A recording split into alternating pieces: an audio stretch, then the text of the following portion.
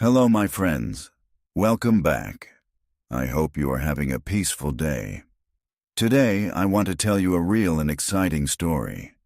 It is a story about a boy from a small island. This boy did not come from a rich family. He did not have an easy beginning. But he had one dream, one ball, and one powerful promise in his heart. He wanted to become the best football player in the world. His name was Cristiano Ronaldo. The story begins on the island of Madeira, in Portugal. Madeira is a beautiful place with blue sea, high hills, and warm sunlight. But for Cristiano's family, life was not always beautiful. They lived in a small home, they had little money, and they worked hard every day. Cristiano was born on February the 5th, 1985, in the city of Funchal. His full name was Cristiano Ronaldo dos Santos Aveiro. At that time, nobody knew that this small baby would become one of the most famous people on earth. Cristiano's family was simple and close. His mother, Maria Dolores, worked very hard to care for the children. His father, José Diniz Aveiro, worked with football kits at a small local club. The club was called Andorinha. Cristiano had brothers and sisters, and the home was often full of noise, movement, and daily problems. There was not much space, and there was not much money. But there was love, and there was football. From a very young age, Cristiano loved the ball. He did not only like football, he lived inside football. When other children played for fun, Cristiano played with serious eyes. When the ball came to him, he wanted to keep it. He wanted to run with it. He wanted to beat one player, then another player, then another. He wanted to score. He wanted to win. The streets of Madeira became his first football field. The ground was not perfect. The streets were not flat, and the ball did not always roll smoothly. But Cristiano did not complain. He learned to control the ball on hard ground, between walls, near cars, and on narrow streets. This made him quick. This made him brave. This made him creative. Every small street became training for a much bigger future. At Andorinha, people quickly noticed him. He was small and thin, but he moved with speed and confidence. He wanted the ball all the time, and he did not like to lose. Some children became tired and stopped playing. Cristiano stayed longer. Some children went home when the game ended. Cristiano wanted one more shot, one more run, and one more chance to score. Even as a child, he trained like someone chasing something very far away. His father loved football, and he was proud to see his son play. His mother saw Cristiano's passion too, but she also knew that football was a difficult dream. Many children loved football. Only a few became professional players, and almost nobody became world famous. But Cristiano did not think like that. He did not ask, "What if I fail?" He asked, "How can I become better?" When Cristiano was about 12 years old, a big chance came. Sporting Lisbon, one of the biggest clubs in Portugal, wanted to see him. This was exciting, but it was also frightening. Lisbon was far from Madeira. Cristiano would have to leave his island, his family, and his childhood home. He was still very young, but big dreams often ask for big courage. So Cristiano left Madeira and went to Lisbon. Life in Lisbon was not easy. Cristiano lived far from his mother and family. He missed home, he missed the island, and he missed the people who understood him. Some boys laughed at the way he spoke. His accent was from Madeira, and it sounded different from theirs. For a young boy, this hurt. At night, he sometimes felt lonely, but in the morning, he trained again. He did not let loneliness stop him. He did not let jokes stop him. He did not let fear stop him. Every day, he told himself that he was in Lisbon for one reason: football. He had left home because of football. He had crossed the sea because of football. And he would not return with empty hands. At Sporting, Cristiano trained with strong young players. Some were older, some were bigger, and some had more experience. But Cristiano had something special. He had speed, skill, and a hunger that was difficult to explain. He hated losing. He wanted to be first in every exercise. He wanted to be the fastest, the strongest, and the most dangerous player on the field. His coaches saw this fire in him. Then came a serious problem. Doctors found that Cristiano had a heart condition. His heart sometimes beat too fast. For a young athlete, this was very serious. Football needs a strong heart, strong lungs, and a body that can run for many minutes. For a short time, Cristiano's dream was in danger. He needed treatment, he needed rest, and he needed courage. After the treatment, Cristiano came back. He did not come back slowly in his mind. He came back with more hunger. Maybe he understood something important. A dream can disappear quickly. A career can be lost before it begins. So when he returned to the football field, he worked even harder. He ran faster, trained longer, and focused more. He wanted to show that nothing could stop him. Step by step, Cristiano became one of Sporting's brightest young talents. He learned how to move past defenders with quick feet. He learned how to use both sides of his body. He learned how to shoot with power and how to change speed at the right moment. He was still young, but he played with confidence. When he touched the ball, people watched carefully. Something exciting could happen at any second. In 2003, Manchester United came to Portugal to play against Sporting Lisbon. Manchester United was one of the biggest clubs in England. They had famous players, strong defenders, and a great coach named Sir Alex Ferguson. Cristiano was only 18 years old, but that night he played without fear. He ran at the United defenders again and again. He moved quickly, changed direction, and made strong players look slow. The Manchester United players were surprised. They had played against many good footballers, but this young Portuguese player was different. He was fast, brave, and full of energy. After the match, some United players spoke to Sir Alex Ferguson. They told him that Manchester United should buy Cristiano. Very soon, the boy from Madeira moved to England. His life changed again. England was another new world. The football was faster, more physical, and more direct. The stadiums were loud, the fans were passionate, and the newspapers watched every detail. The weather was cold and rainy. The language was different. The culture was different. Cristiano had talent, but he had to grow quickly. At Manchester United, talent alone was not enough. Sir Alex Ferguson believed in him. He gave Cristiano the famous number 7 shirt. This number was special at Manchester United. Great players had worn it before, including George Best, Eric Cantona, and David Beckham.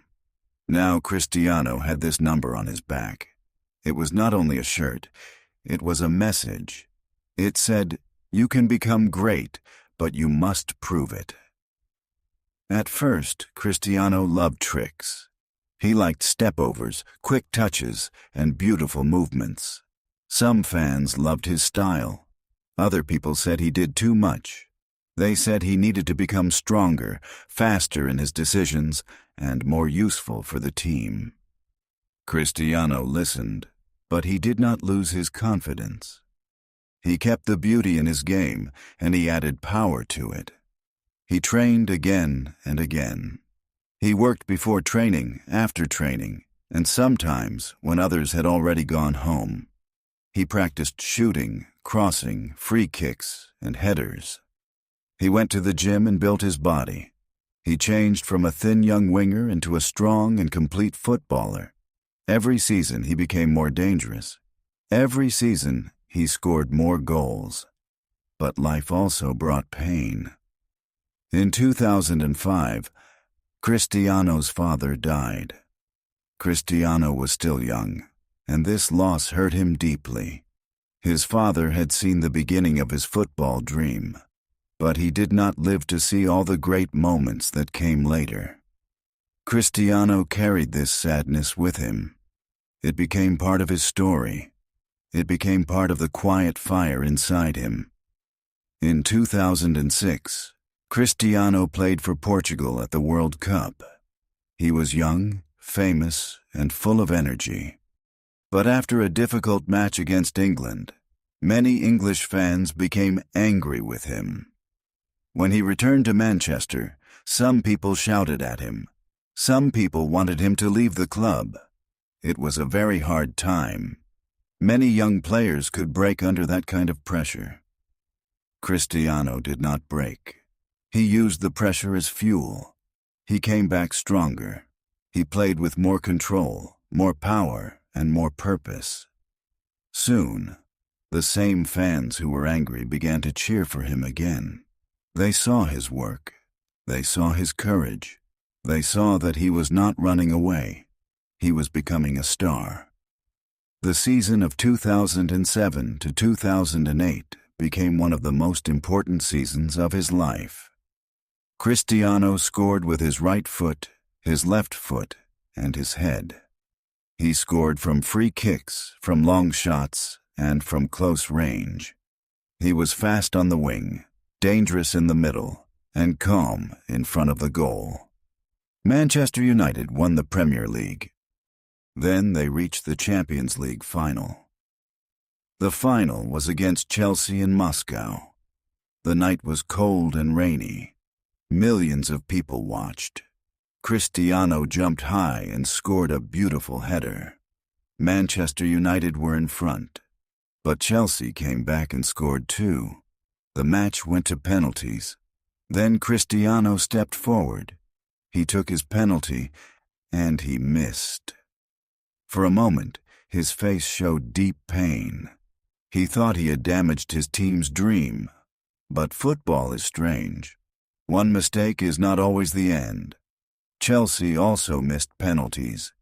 Manchester United won the Champions League. Cristiano fell to the ground and cried. The tears were not only sadness, they were relief, joy, pressure, and victory all together. That year, Cristiano won the Ballon d'Or. It meant he was the best player in the world. For many people, this would be enough.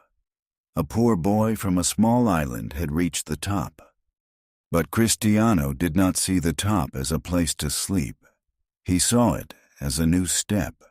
He wanted more. He wanted a new challenge. And soon, the biggest club in Spain came for him. In 2009, Cristiano Ronaldo moved to Real Madrid. The transfer was huge. The pressure was huge too. Real Madrid fans wanted magic, goals, and trophies. They wanted Cristiano to become the leader of a new era. Many people asked the same question. Could he do in Spain what he did in England? Could he become great again? Cristiano answered on the field. At Real Madrid, he became a goal machine. He scored again and again, season after season. He scored with speed, power, and perfect timing. He became stronger in the air, sharper in the box, and more dangerous in big matches. Numbers that looked impossible became normal for him. 40 goals, 50 goals, 60 goals. People stopped asking if he was great. They began to ask how far he could go. But Real Madrid had one dream above all. The club wanted its 10th Champions League title. They called it La Decima. For years, the club waited for this trophy. In 2014, Real Madrid reached the final against Atletico Madrid. Atletico were strong, organized, and difficult to beat. Near the end of the match, Real Madrid were losing. The dream seemed almost gone. Then, in the last moments, Sergio Ramos scored a dramatic goal. Real Madrid were alive again. The match went to extra time. Real Madrid became stronger. They scored more goals. Cristiano scored the final goal from a penalty. La Decima was real. The long wait was over, and Cristiano was part of football history. More Champions League success followed. Real Madrid won again in 2016. They won again in 2017. They won again in 2018. Cristiano scored many important goals in those years. He scored when the pressure was heavy. He scored when the stadium was loud. He scored when everyone expected something special. Big moments did not scare him. They seemed to wake him up. One of his most famous goals came against Juventus. The ball came into the air. Cristiano watched it carefully. Then he jumped, turned his body, and kicked the ball over his head. It was a bicycle kick. The ball flew into the goal. For 1 second, the stadium seemed to stop breathing. Then something beautiful happened. Even Juventus fans stood up and applauded him. That applause meant something special. Those fans were not supporting Real Madrid. They were supporting Juventus. But they knew they had seen a wonderful football moment. They respected the beauty of the goal. They respected the athlete. Cristiano later said that this applause was important to him. It was not only a goal. It was a moment of respect from people who usually wanted him to lose. Soon after, Cristiano joined Juventus. He was older now. Some people said his best years were finished. They said Italy was difficult. They said defenders there were smart, patient, and strong. But Cristiano liked challenges. He went to Italy and scored goals there too. He won league titles. He showed that his hunger was still alive. Age was coming, but his work did not stop. Later, Cristiano returned to Manchester United. For many fans, it was emotional. The boy who became a star was coming home. The stadium sang his name again. He scored important goals again. But the story was not as easy as before. The club had changed.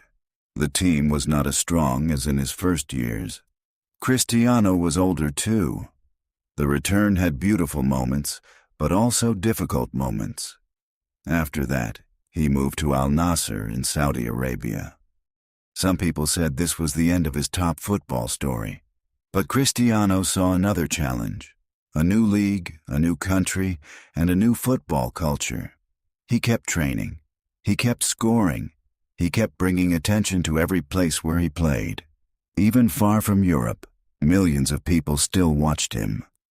For Portugal, Cristiano's story was also full of emotion. He first played for the national team in 2003. He was a teenager with a dream. Years passed, and he became the captain. He carried the hopes of a whole country. Sometimes Portugal won. Sometimes Portugal lost. Sometimes Cristiano smiled. Sometimes he cried, but he always returned to wear the Portugal shirt again. In 2016, Portugal reached the final of the European Championship. They played against France in Paris. It was one of the biggest matches in Portuguese football history. But early in the game, Cristiano was injured. He tried to continue. He wanted to stay on the field, but his body could not do it. He sat on the grass and cried. For a player like Cristiano, this was almost unbearable. The biggest match, the biggest dream, and he could not play. But he did not disappear. He stood near the coach. He shouted to his teammates. He encouraged them. He became a leader from the sideline. Portugal fought until the end. Then Eder scored in extra time. Portugal won the final. Cristiano lifted the trophy with tears and joy. It was one of the greatest nights in the country's football history. He did not finish the match on the field, but his heart stayed with the team. His voice stayed with the team. His belief stayed with the team. And Portugal became champion of Europe. Many people talk about Ronaldo's goals. That is normal because the goals are amazing. But the deeper story is not only about goals. It is about the work behind them. Cristiano built his body with discipline. He watched his food, his sleep, and his training. He studied small details. He repeated movements thousands of times. He made his life part of his football dream. This is why his story is exciting. Not because everything was easy. It was not easy at all. He left home as a child, faced loneliness in Lisbon, had a heart problem, lost his father, heard criticism, felt pressure, and still continued. Again and again, he answered problems in the same way, with training, with belief, with goals. Cristiano Ronaldo is not perfect. No real person is perfect. He has strong emotions, and he wants to win every match. Sometimes people love this fire. Sometimes people do not. But it is impossible to ignore his desire. He plays like every game matters. He trains like tomorrow is important. He lives with a simple idea. Talent is good, but talent without work is not enough. Today, when people hear the name Ronaldo, they think of many images. A young boy running after a ball in Madeira. A fast winger wearing number 7 at Manchester United. A powerful goal scorer in the white shirt of Real Madrid. A champion with Portugal. A man jumping higher than defenders. A player standing under bright lights while the world watches. But behind all these images, there is one simple truth. He never stopped running. And maybe that is the lesson of this story. You do not need a perfect beginning. You do not need a rich family. You do not need everyone to believe in you from the start. But you need a dream, courage, discipline, and the strength to continue when life becomes hard. One step can lead to another step. One small improvement can lead to a big change. And one boy with a ball can become a legend. Cristiano Ronaldo's story began on a small island. It began with a child, a ball, and a dream that was bigger than his street. The road was long. The road was difficult. But he kept going. He ran from Madeira to Lisbon, from Lisbon to Manchester, from Manchester to Madrid, from Madrid to the world. And millions of people watched the boy who never stopped running. Thank you for listening, my friends. I hope this story helped you enjoy English and feel inspired. You are learning step by step, and that is something to be proud of. Tell me in the comments what story you would like to hear next. If you enjoyed this story, please like this video, subscribe to the channel, and stay with us for more true stories in simple English. Keep learning, keep listening, and keep believing in your own dream.